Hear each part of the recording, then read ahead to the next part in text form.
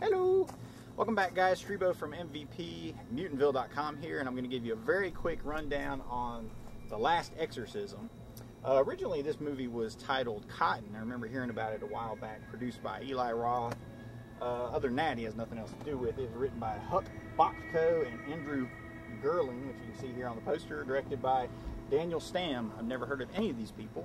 But very in brief, the movie tells the story of Reverend Cotton and his quest to expose the hypocrisy and the falsehoods of the exorcist business, so to speak. The guy he's a preacher by trade. He's performed multiple exorcisms over the years, but somewhere along the way, kind of lost his faith, and he's become a charlatan. He actually admits as much, and he says that exorcism is a dangerous business, and he wants to expose the hypocrisy behind it all. So he invites a camera crew to follow him on his latest exorcism. He never at any point says it's his last one. That's just kind of the exploitative title that they came up with.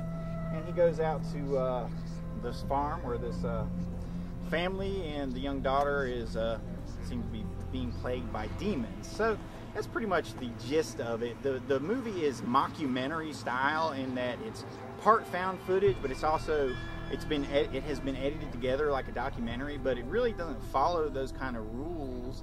Once you get to the end of the movie, you'll know why, because you're kind of like, okay, well, how did all this happen exactly? Plus it has sound effects and music throughout, which doesn't really make sense for its own logic. But, you know, that's neither here nor there. You know, for the first I'd say probably 80 minutes of the movie, it kind of follows the pattern of something like the Blair Witch, or The Last Broadcast, or Cloverfield, or not Diary of the Dead. That's a different kind of pattern, but you know, it kind of follows that. And as Reverend Cotton brings everybody on this behind-the-scenes tour of how he conducts his exorcisms. So there's not a lot of gore, so to speak. There is some blood here and there, some scratches, a couple knife wounds. No nudity. It is a PG-13 movie. The movie is kind of thin on atmosphere. There are a couple decent little kind of spooky moments, but for the whole, honestly, I just thought the movie was kind of boring. Early reviews that I read, and a lot of the early word of mouth, said that the movie was really good up to the last 10 minutes, and then it kind of went down the toilet.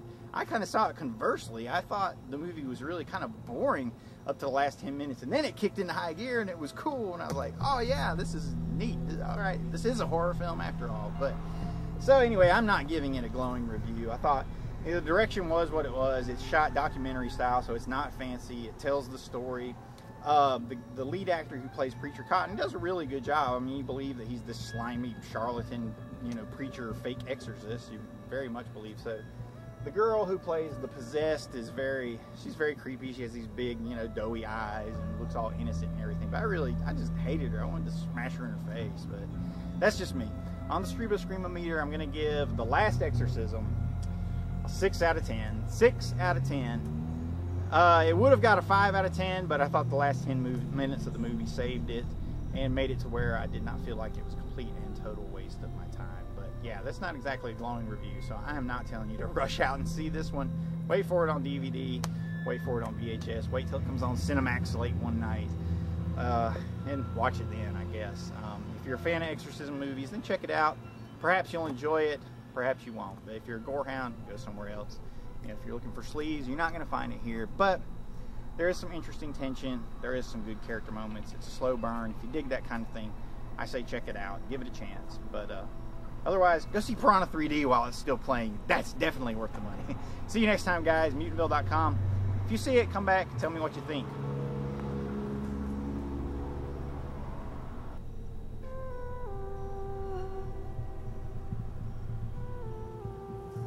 Oh, one more thing.